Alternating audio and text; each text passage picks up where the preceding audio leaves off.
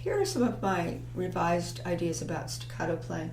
When you talk about the forearm staccato, in my opinion, I don't think of every single note of a particular forearm staccato being up and down with the arms like this. Because what's going to happen if you do that is you're going to get this very vertical sound. You won't get a nice horizontal phrasing. So what I think of is, I go back to my finger staccato, as if I'm dusting the piano. I'm picking off dust with each finger. You can see that feeling. Even with the thumb, I can do it as well. And let's examine, for instance, C major, dusting off each key with this finger staccato. And let's play it softly, so there's not much arm weight. There is some arm weight so that you feel a certain traction and connection to the keys, but not overwhelmingly so. So I'm going to play 3 octaves of using the finger staccato, soft with not much arm weight. So I get.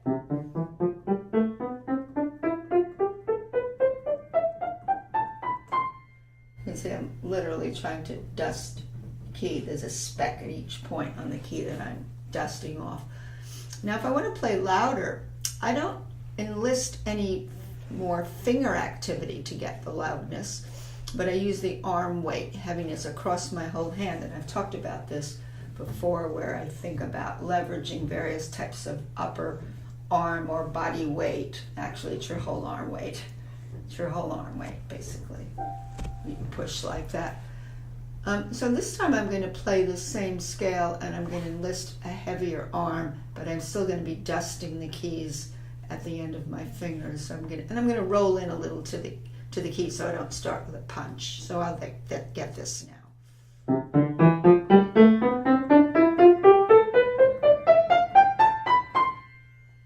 You can see now the soft one, as you recall, was.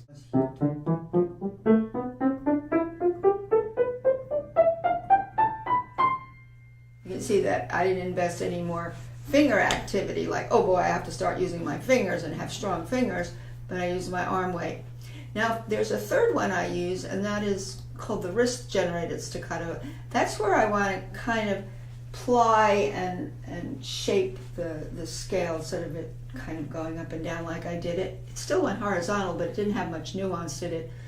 So if I want to get little bits of kind of shadings to it, I use my wrist more. And you can see, and basically group some of the notes with a wrist motion. Not every single note is a wrist motion. I start grouping notes with wrist, bundles of wrist motion like this. So I go, yeah.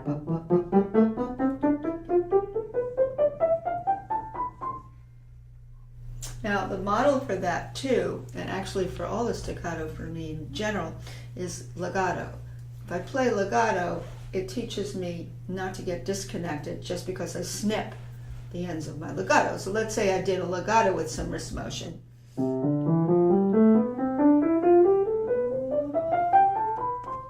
I just go snip it, but keep the wrist there. Practically did the same exact thing.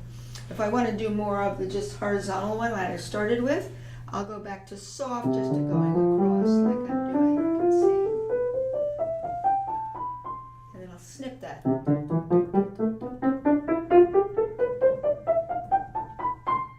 Now I'll go back to the bigger one.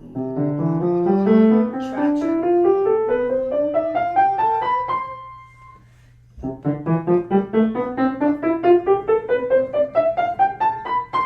I actually prefer, when I play all music, not to have that flat sound, and that's why there's always a combination in a way of using your wrist to bundle various groups of notes and then leveraging your weight.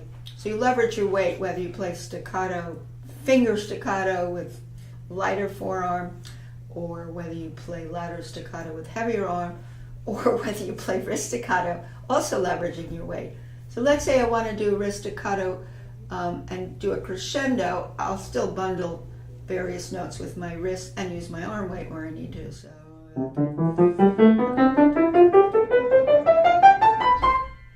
or going back to the other, it's kind of flat. You can hear it's flat, but it's. But I never, you can see, I never went up and down with my arms, because that would really create a very inartistic result. Hope this helps.